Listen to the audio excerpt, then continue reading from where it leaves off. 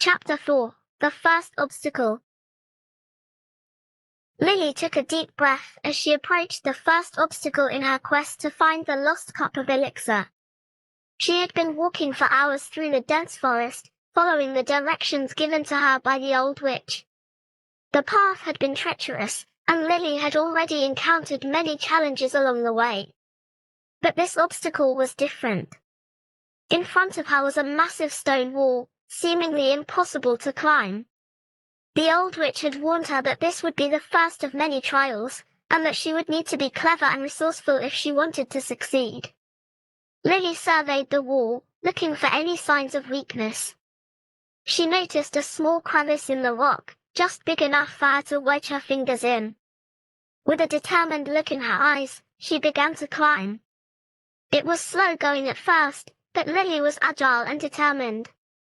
She pulled herself up inch by inch, her muscles straining with the effort. She was making progress, but it was clear that this was going to be a long climb. After what felt like hours, Lily finally reached the top of the wall. She was exhausted, but also exhilarated. She had never felt so alive. From the top of the wall, she could see for miles in every direction. The sun was setting in the distance, casting a warm glow over the forest. But Lily's joy was short-lived. As she looked down, she realized that there was a deep, wide ravine separating her from the next part of the path. There was no way to cross it without a bridge or some other means of transportation. Lily sat down on the edge of the wall, trying to think of a solution. She had a feeling that this was just the beginning of her journey, and that the obstacles were only going to get more difficult from here on out. As she sat there, deep in thought, she heard a rustling in the bushes behind her. She turned around to see a small group of creatures emerging from the forest. They were strange, tiny creatures with fur like a squirrel and wings like a butterfly.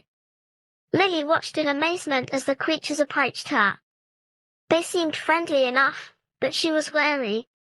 She had heard stories of mischievous forest creatures that liked to play tricks on travelers.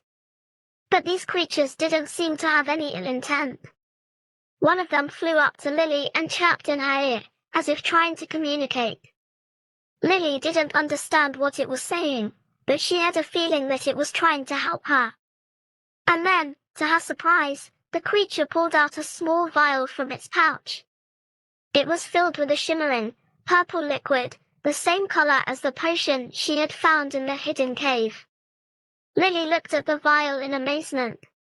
She couldn't believe that these creatures had the same potion as the old witch. But then she realized that this must be why the old witch had sent her on this quest, to find the help she needed to complete it. With renewed hope, Lily took the vial from the creature and drank the potion. Almost immediately, she felt a surge of energy coursing through her veins. Her senses were heightened, and she felt more alert and focused than she ever had before.